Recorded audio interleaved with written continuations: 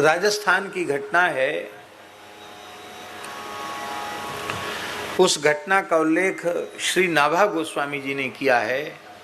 कम धुज के कपिचारु चिता पर काष्ठ जुलियाए, जयमल के जुधिमाही अश्व चढ़ी आपुन धाये, घृत सहित भैंस चौगुनी श्रीधर संग सायक धरन, और चारों युग चतुर्भुज सदा भक्त गिरा सांची करन। इस छप्पे में कमधुज जी का चरित्र नाभा जी ने वर्णन किया है। उनका जन्म उदयपुर का था और राणा के वे सब उनके परिवार के लोग बड़े पद पर थे। उनके भाई राणा के दरबार में बहुत ऊंचे पद पर थे और भाइयों को भी बड़े पद पर कोई पहुंचता है तो और छोटों मोटों को भी नौकरी में लगा लेता जिसकी जैसी योग्यता। पर सबसे छोटे भाई कमधुज जी थे। उनकी रुचि केवल बचपन से ही भजन में रुचि थी। सीधे साधे सरल थे, केवल भजन ही करते थे और उनका सीधा साधापन, केवल भजन की प्रवृत्ति, उसी के कारण वे संसार के चक्र से बच गए। विवाह भी नहीं हुआ और भाइयों के विवाह हो गए तो उनका नहीं हुआ, क्योंकि बेटी देने वाला ये तो देखता है कि भैया ये बेटी का पोषण कर पाएगा कि नहीं। विवाह भी नहीं हुआ था उनका, रुचि भी नहीं थी उनकी प्रवृत्ति में, केवल भजन करते थे। तो बड़े भाइयों ने कहा कि देखो राणा जी के दरबार में हम तुम्हारा नाम लिखा देंगे, एक बार हाजिरी दे के आना पड़ेगा दरबार में, कुछ तनख्वाह मिल जाएगी, घर में काम आएगा। अरे भाई, घर में खेती पाती है, आप सब कमा रहे हो, एक में नहीं कमाऊंगा तो क्या घाटा है। पर संसार की स्थिति ऐसी है, 10 कमाने वाले हों और एक खाली बैठकर खाने वाला हो तो 9 कमाने वालों पर लोगों की नजर नहीं जाएगी। जो खाली बैठ के खा रहा सबकी नजर उसी पर टेके। अरे तुम क्या करते हो, खाली बैठे बैठे खा रहे हो, कोई काम नहीं तुम्हारा। हमारे यहाँ साधुओं के आश्रम में ऐसा हो जाए तो बोलो, साधुओं के यहाँ हम 1 पैसे की किसी की नौकरी नहीं करते। करते हैं नौकरी, बताओ। और व्यापार की तो क्या चले, खोमचा वाला होता ना, ठिलिया लगा के दुकान लगाता, ऐसी दुकान भी नहीं है। ना तो किसी की नौकरी करते न व्यवसाय करते। और परिवार कितना बड़ा है,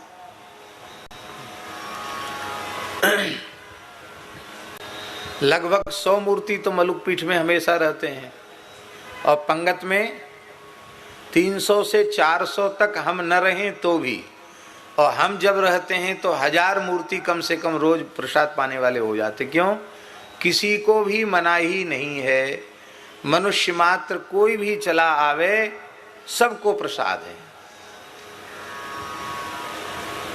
ये तो हुआ साधुओं का परिवार, और जो हजारों गौ माता खड़ी हैं वो भी अपना परिवार ही है, हैं? अब यहाँ ये कानून लागू कर दिया जाए गृहस्थों वाला कि भाई सब एक व्यक्ति सब जुटा रहा है, भाग दौड़ कर रहा है और सब बैठे बैठे खा रहे हैं, तो होगी गौ सेवा, संत सेवा होगी, अतिथि सत्कार होगा? नहीं होगा। तब ये बात हम लोगों के मन में क्यों नहीं आती है? बोलो। इसलिए नहीं आती है कि यदि हम यह सोचते हैं कि हमारे द्वारा चल रहा है तो हमसे बड़ा मूर्ख इस धरती पर कोई दूसरा नहीं है।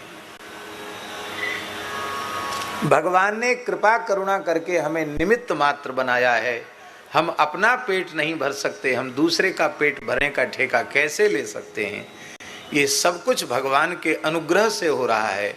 भगवान ही करता है और भगवान ही कारयिता है। करने कराने वाले भगवान हैं, खाने वाले भी भगवान, खिलाने वाले भी भगवान, और खाने खिलाने की व्यवस्था जुटाने वाले भी भगवान हैं। ये बात मन में पक्की बैठी रहती है, इसलिए ये बात कभी नहीं आती कि भाई देखो भेंट दक्षिणा मिलती वो तो सब अपनी अपनी रख लेते हैं, तो और खर्च तो केवल स्थानधारी को करना पड़ता है। ये बात कभी मन में नहीं आती। क्यों नहीं आती? इसलिए नहीं आती कि हम थोड़ी कुछ कर रहे हैं, भगवान कर रहे हैं, भगवान ही कर रहे हैं, सच्ची बात है। लेकिन संसार की स्थिति है कि एक व्यक्ति यदि कुछ नहीं करता है तो वो सबकी नजरों में खटकता है। तो बात बात पर लड़ाई होती थी कि ये कुछ नहीं करता है, भोजन तो करता है, करता कुछ नहीं। यद्यपि कमधु जी घर में कोई कार्य दिखाई पड़ता था तो उसको कर लेते थे, सेवा भावी थे वो, लेकिन लोगों को था ये कमाते नहीं। तो इन्होंने कहा कि आप लोग तो नौकरी कर, अरे बोले तुम अपना नाम लिखा दोगे, 100-200 रुपया और घर में आ जाएगा महीने का, तो तुम्हारा क्या घाटा है। तो उन्होंने कहा कि झूठा नाम लिखा के और हम खाली हाजिरी लेने जावें और बिना काम के, राजा के काम के बिना हम तनख्वाह लेवें, ये तो असत्य व्यवहार है, झूठा व्यवहार है, ऐसा हम नहीं कर सकते। और घर में जब किसी वस्तु का अभाव नहीं है तो आप लोग हमको नौकरी के लिए बाध्य क्यों करते हैं? हम तो राम जी के नौकर हैं, हमको राम जी का ही नौकर बना रहने दो। अरे बोले राम जी के नौकर तो हो, खाते तो यहां हो। देखो पहले का है फिर खा, वर्णमाला में पहले क्या है? पहले वर्णमाला में है का और उसके बाद में है खा, माने पहले करो फिर खाओ। और तुम्हारे जीवन में का तो हटा दिया, खाई खा रह गया, ये ठीक नहीं है। इतनी कहा सुनी हो गई कि उन्होंने कहा ठीक है, तुम लोगों को ज्यादा खटक रहा है हमारा रोटी खाना, 24 घंटे में एक बार मैं भोजन करता हूँ और यह तुमको अच्छा नहीं लगता तो ठीक है, अब हम जा रहे हैं। कहाँ जा रहे हो? बोले जंगल में चले जाएंगे, वहाँ भजन करेंगे, पेड़ पत्ती खाएंगे। क्या खाओगे? बोले राम जी जो खिलाएंगे वो खाएंगे, और क्या खाएंगे? कैसे रहोगे? बोले रह लेंगे, इसकी आप चिंता ही मत करो, हम रह लेंगे, घर छोड़ देंगे। भाइयों ने कहा कि चलो ठीक है, वहां रह लोगे, जो मिलेगा सो खा लोगे, पर एक बात बताओ, मान लो मर गए तो तुम्हें जलाएगा कौन? कौन खबर लेगा तुम्हारी? जलाएगा तुम्हें कौन? तो उन्होंने कहा कि हम ही अकेले मरेंगे, आप लोग नहीं मरेंगे क्या? आप लोग भी तो मरेंगे, आपको कौन जलाएगा? बोले हमारे लड़के बच्चे हैं, वो हमारा दाह संस्कार करेंगे, तुम तो कुछ नहीं आगे पीछे, तुम्हारे कौन जलाएगा? घर में रहोगे, घर में मरोगे, कुछ कमाओगे तो कोई ना कोई संस्कार भी कर देगा, गति भी तुम्हारी सुधर जाएगी। कमधुज जी ने कहा कि हम जिसके नौकर हैं वो हमें जलाएगा, उसको चिंता है हमारी, आप लोग हमारी चिंता मत कीजिए। भाई भी थोड़े नाराज ज्यादा थे, उन्होंने कहा जाने दो इसको, किस काम का है हमारा, जाने दो। सोचते थे कि आखिर जाएगा कहाँ, आखिर लौट के यहीं 2-4 दिन में आ जाएगा, वैराग्य ठंडा पड़ते ही आ जाएगा।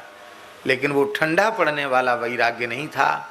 आप जंगल में गए तो फिर लौट के नहीं आए, अहर्निश भजन करते।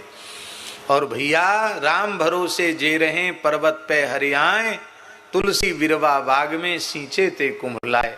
भगवान के भरोसे रहने वाले सब जगह आनंद में रहते हैं। संत दादू दयाल जी की साखी है, दादू दुनिया बाबरी सोच करे गैली, रोटी देसी राम जी तड़काऊ पहली। सूर्योदय पीछे होगा, रोटी की व्यवस्था पहले हो जाएगी। कमधुज जी जंगल में भी भूखे नहीं रहे, कोई न कोई दयालु मनुष्य कुछ न कुछ उनको दे देता था, वहीं अपना राशन पानी पहुंच गया, और नहीं पहुंचा तो जल पी के भजन किया। प्रेम से जंगल में रह के भजन करते। संसार भी ऐसा है कि वो देखता है कि हमारे स्वार्थ की पूर्ति हो रही है तो खोज खबर रखता है, और जिस व्यक्ति से कोई स्वार्थ नहीं होता उसकी उपेक्षा हो जाती है। तो भाइयों ने भी कोई गए तो गए, जाने दो, क्या है, ध्यान नहीं दिया किसी ने। और कंधु जी वृद्ध हो गए और भजन करते करते उनका शरीर छूट गया। बहुत प्रेरक प्रसंग है। नित्य साकेत धाम में श्री रघुनाथ जी के नेत्र सजल हो गए। हनुमान जी चरण दबा रहे थे। श्री हनुमान जी ने पूछा, जय जय सरकार, आज सहसा आपका मुखारविंद कुछ गंभीर हो गया, विरह और करुणा के भाव आपके मुखारविंद पर आ गए, आपके नेत्र भर आए, क्या बात है? कहा कुछ नहीं। नहीं कुछ तो कहो। तो श्री रघुनाथ जी ने कहा कि हमारा प्राण प्यारा भक्त कमधुज, आज उसका शरीर पूरा हो गया है, जंगल में शरीर पड़ा है, और उसने कहा था कि हम जिसके नौकर हैं वही हमारी चिंता करेगा, इसलिए हमको आज चिंता हो रही है। यद्यपि उन्हें हमारे ही नित्य धाम में निवास मिला है, लेकिन उनका संस्कार करने हम जाएंगे। हनुमान जी ने कहा, सरकार एक प्रार्थना है, आप तो भक्तराज जटायु का संस्कार कर चुके हैं, आपको ये सौभाग्य मिल चुका है, पर जिस भक्त के महाप्रयाण पर आपके नेत्र भर आए, ऐसे भक्त का संस्कार यदि करने का हमें सौभाग्य मिले तो हमारे ऊपर बड़ी कृपा होगी। तो आपकी उपस्थिति में, आपकी हाजिरी में, और मैं यदि शास्त्र विधि से उनका संस्कार करूं तो मेरे ऊपर आपकी बड़ी कृपा होगी। रघुनाथ जी ने हनुमान जी को स्वीकृति दे दी। हनुमान जी हैं मनोजवम मारुतुल्य वेगम, सातों समुद्रों का जल, सारी धरती की पवित्र नदियों का, तीर्थों का जल थोड़ी ही देर में उपस्थित कर दिया। उस जल से कमधुज जी के शरीर को स्नान कराया, उनको तुलसी चंदन तिलक सब लगाकर सुंदर जैसे होता है सब कुछ करके, और हनुमान जी ने विधिवत उनकी अंत्येष्टि की। ये कलयुग की घटना है, राणा जी के काल की घटना है, 500 साल पुरानी घटना है।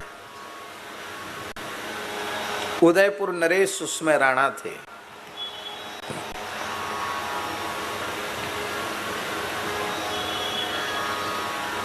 और महाराज उस जंगल में जितनी प्रेतात्माएं थीं, वो कमधुज जी की चिता के धुआं के लगने से मुक्त होकर सब भगवत धाम चले गए। ये भूत प्रेत भी कहीं कहीं घूमने फिरने चले जाते हैं। एक भूत चला गया था घूमने, वो बाद में साल भर पीछे लौट के आया। तो उसने देखा है तो जंगल सूना, हमारे काका बाबा दादा चाचा ताऊ सब चले गए, हमारे कुटुंब खानदान के लोग इष्ट मित्र कोई जिंदा नहीं, कोई भूत प्रेत यहाँ नहीं है, सब कहाँ गए? एक महात्मा वहां भजन कर रहे थे, उन महात्मा ने कहा कि कमधुज जी के चिता के धुआं के लगने से सब मुक्त हो गए। वो बेचारा बहुत रोने लगा कि हमको तो 1000 साल के लिए मिलती भूत प्रेत की योनि, 1000 साल के लिए। रोने लगा तो हमें तो पता नहीं कब तक इसी योनि में पड़ा रहना पड़ेगा। अभी साल भर हो चुका था कमधुज जी के संस्कार को। जिस स्थल पर उनका संस्कार किया था वहां राख भी नहीं बची थी। कोई साल भर में कोई चिन्ह बचता है क्या? कोई चिन्ह नहीं बचा था कि यहाँ उनका संस्कार हुआ था, पर स्थल निश्चित था कि यहाँ भक्त का संस्कार हुआ। वहीं उन संत ने लकड़ी डालकर धुआं किया, उस धुआं के लगने से भी वो प्रेत मुक्त हो गए। इसलिए श्री विपिन बिहारी दास जी महाराज संत महिमा में ये बात लिखी है, वस्तुतः जो भगवान के भक्त संत हैं हमारे जैसे केवल वेश मात्र वाले नहीं, वस्तुतः जो संत हैं उन संतों की महिमा ऐसी है कि किसी पापी से पापी, पतित से पतित, अधम से अधम प्राणी के मृत्यु के क्षण में कोई संत उनके निकट पहुंच जाए, जिस दिन उनको मरना है उस दिन उनको संत दर्शन हो जाए, तो चाहे जितना पापी मनुष्य ही क्यों ना हो, वो संपूर्ण पापों से विमुक्त होकर भगवत धाम जाएगा। क्योंकि संत दरस जिमी पातक टरई, उसके पाप नहीं रहेंगे। पापम तापम तथा दैन्यम हंति संत सज्जन संगति ही। सज्जन की संगति पाप ताप दैन्य तीनों को समाप्त कर देती है। और सुन लीजिए आगे, मृत्यु के क्षण में, मरने वाले दिन नहीं, मृत्यु के समय नहीं, मरने के बाद किसी मृत देह पर किसी संत की दृष्टि पड़ जाए तो वह मुक्त हो जाता है।